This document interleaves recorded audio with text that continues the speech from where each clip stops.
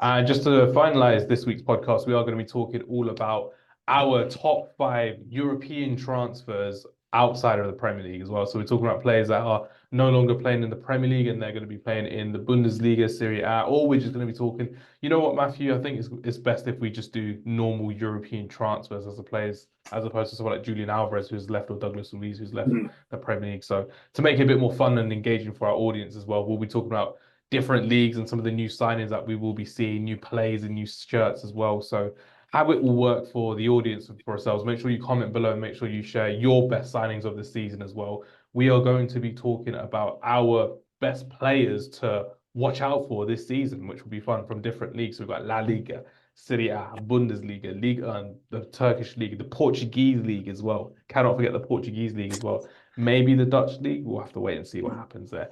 But Matthew, I'm excited. How many players have you got in mind if we're going to go through all of these leagues? A fair few or not so much?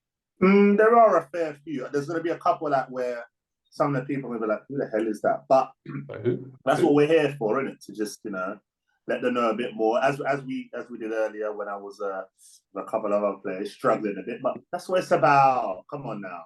We're getting used to all of these players, like we said at the beginning of the podcast, where he's gone to where? He plays for who now?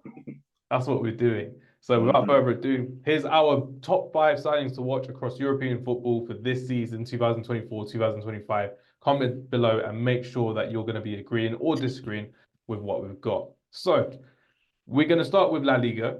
We're going to start with who we think is going to be the best signing of the season for La Liga. We can easily say someone or we can go for another one. So I'll go 1, 2, and 3, then I'll say my player, and then you just say agree or disagree. And then when it's the next league, you say yours, and I'll say agree, disagree. Let's go. So 3, 2, 1, La Liga. Here's the player that I think will be the best signing of the season in La Liga, Dani Olmo. Yeah. You know what? I am. You know what? It would be too easy to do, Kylian. I think Dani Olmo, we saw in the Euros as well. We saw last season for Leipzig. Listen, he's already scored as well. And he's going to be, I think, had they not have, listen, that's the only reason why they got rid of Gundogan. Let's be honest. They would never have got rid of him or let him go if they didn't get Dani Olmo. So, yeah, such a comfortable player on the ball. Dani Olmo can play in multiple positions. He's really good off both feet, like you said. And the fact that he's now becoming one of the most sought after Spanish players in the world, and Barcelona have got him as well. Fantastic signing for the Blaugrana as well. So, yeah, Dani Olmo is a player for me to watch in this season as well. But there are a few, we'll make some honourable mentions as well. Julian Alvarez leaving Manchester City to go to Atletico Madrid. Conor Gallagher going to Atletico Madrid as well, which is a painstakingly odd circus. For me, another good signing that I'm looking forward to watching is Robin Lenormand, the centre-back from Real Sociedad, who's gone to Atletico Madrid, because he was pretty good in the European Championships for Spain as well. So I'm looking do you know, I'm not going to lie, for the viewers as well, you can see my face. When Hamza said that, I was like, who? Then I realised it's one that never played. It's L-E space yeah. Okay, I was like, who? Yeah, he's got a French name, but it's Spanish, which is great to see as well. So yeah, best player for me in La Liga will be Dani Olmo, and honourable mention will be Robin Lenormand. So how about for you? So let's go for, you know what, I'm going to give you Bundesliga for this one. So you lead Bundesliga. Tell the audience. Bundesliga for me, 3, 2, 1, I'm going with Michael Olise. That's an easy cop out for you, man. Yeah, okay. Do you know what? If you're not hitting but you know what? I just think. Let's hear it. Let's hear it up. Back Michael Olise. Back him. I want to see. No, but you know what? Yeah, like he in the Premier League, we know what he's capable of. Whatever. He went to the Olympics, did it with France. I feel like that form is going to continue with Bayern, and I think with the team he's got around him and with company there, I feel like we're going to see him go up another level. Yes. Because at Palace, all we saw was him on the wing, cut in, score a banger, a couple of assists, but I think he's going to add more to his game being at Bayern. Listen, look at the team he's around. Jamal Musiala. It's not the team that I'm worried about. It's the manager. But we know Vincent Kompany likes dribblers on the ball on the wings. We saw that last season with Azmoun and a few of their other players as well. But they didn't really work well. So this is do or die for Vincent Kompany now. And I don't want to see Olise go like that after having a great end of season with Michael Glasner go like that. Yeah, no, listen, I have no doubt. The only worry with me is his injuries. And for someone so young, the type of injuries he got, that's a bit of a concern for me. Listen, you could also say Paulinho, but I'm a big Pavlovic fan. So I'm not, you know what I mean? I'm not really caring about Paulinho. But yeah, for me, Michael Elise, the player to watch out there for me. Nicely done. Any honourable mentions in the Bundesliga for yourself? Anyone from RB Leipzig? Anyone from Borussia Dortmund, Bayer Leverkusen, with Garcia signing for them as well? You know the one, can we even count him? You know where I'm going? And it's one of your guys. Can I count him as a new signing, really? He's been Let's hear it. Let's hear it. Now, I want to see if you know me. Do you know me? What player am I talking about? Xavi Simons. Yeah, okay. Come on.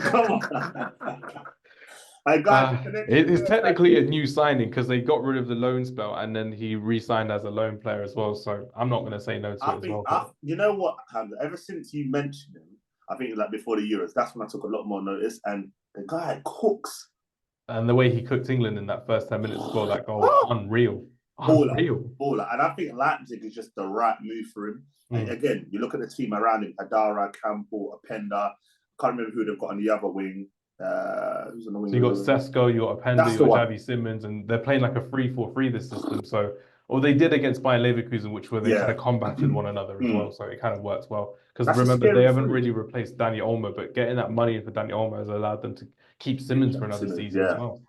Xavi Simons, and good player. So guys, watch out for them too. But yeah, look at Michael Elise. Obviously, coming from the Premier League where we watched him week in, week out, you see him cooking in Bundesliga as well. Definitely, yeah. It's going to be fun to see how Pavlovic and Paulina will be alternating in midfield with Bayer Leverkusen as well. And Bayern Munich, if they're going to continue at that, which will be a good thing. So that's Bundesliga done. Let me give you a league. Go for it. I'm ready for it. Let's go. We're going to go Liga. League on. Give us a player to watch. I've got someone here. I haven't watched a lot of him. I watched compilations, what's coming into. I think he's going to be the man. Yes. Who are you thinking? Okay, so mine is 3, 2, 1. I was going to go for Elia Wahi, but that would have been an easy one. But I'm going to go for Desiree Doué. There we go. Yeah, PSG. We're going there we go. Because PSG have also signed João Neves, and João Neves we've seen last season at Benfica is pretty good. He's decent off the bench for Portugal in the Olympics, in the European Championships, I should say. But if we're talking about a winger that has got the whole of Europe excited, that looks like a proper Ineos signing in 2-3 years' time for Manchester United if they are to go after a big talent, a big prospect. But we've clearly gone for someone like Lenny Yoro, who was the big young talent at centre back as opposed to being a winger as well. So I'm looking forward to seeing him because the shackles are off now for Luis Enrique at PSG. There's no Kylian Mbappe, there's no Homelander in that team anymore, so they will be able to be a bit more free and adjusting their play and churning how they're going to be playing games in certain times, especially in the Champions League. And the Superstar Galactico project is over for PSG, and now they're going to be looking to build younger, hungrier players to becoming the better players around France as well, which would be good to see. So yeah, Desiree Doué is the one, and I'm glad that you were someone who was looking at him at the same time, but I'm really expecting a lot more from him going forward as well. And I know Marseille have signed someone else, MG11. I'm not going to mention him. I never will mention him again on the podcast, but he's killing it right now, and I don't want to. It's actually no, we don't want to say nothing on it. Don't forget. Let me not talk. We never forget, which is good as well. But there is a player at Lyon called Aurel Mangala. So Mangala is someone that has been £20 million, I think, was spent for him as well. Did he play for Nottingham Forest last year? Nottingham Forest midfield, was it a midfielder? Yeah, for Nottingham Forest to get 20 million out of him as well to go to the French League. That's a very good signing for Lyon as well. And Lyon haven't had the best of starts of the season. We've seen that video recently of the fans berating the players straight at them with a bullhorn as well. So yeah, Liga and it's kind of my play. Desiree Doué. I want to see more of him as well. My league for you now, which will be very fun because I know for a fact that you know not that much about this league, but I do want to hear your thoughts on it. I'm going to be gentle with you. The Turkish league. Let's hear it. Oh, you know what? Will it be Victor Osimhen? Will he live up to the expectations? Let's hear it. You know what? That would kind of be an easy one, isn't it? Because remember the 3-2-1 as well. So, in 3, 2, 1, I'm going to go with Amrabat. Ooh, Amrabat. There are rumours today as well that Antony is being linked with a move to Fenerbahce. So you could have Antony and Amrabat in the same team. Antony, Fred, and Amrabat in one team for Jose Mourinho team as well. It's insane. Nah, do you know what? I feel like Amrabat at Fiorentina had that form. He took it from Morocco into Yep. Fiorentina. At United, it didn't really work out too tough. I think at the beginning, when you played him they'll play him like left back or something like that. Played him out of position twice. Yeah, and he was like, that's not and good for his he really confidence at couldn't all. get going. And I feel like this is a time for him to really show. And I feel like under a manager like Jose Mourinho, you know, like how he's a real man manager. And I feel like we're going to see the Amrabat we saw of old. And I think he's going to shut down that league. And listen, I feel like that's their way of going to win a league. And I think Jose Mourinho knows that. And after they won last season as well. That's what I'm saying. Fred, Amrabat. But the shame for them is they didn't make the Champions go through in the Champions League. They needed the money from that, which obviously they haven't got now. But now they can focus in the league. And obviously you've got Edin Dzeko there as well. That team's going to cook. And I think everyone's back Galatasaray, but it's Fenerbahce this year. All I'm saying is TNT Sports and BT Sport, TNT Sports and Amazon want to start doing Turkish Liga every weekend. I would not mind it at all. I wouldn't mind it at all. That's what I'm saying. It'd be good. It's better than watching Premier Sport highlights all the time as well. But no disrespect, I'd rather watch a full game of football than 3-minute highlights as well. But yeah, that was your one with the Turkish league. What's my one now? Hey Hamza, I know we said top 5, top 6 leagues, but I've got a league here. I just want to test you a little bit. Yeah, go for it.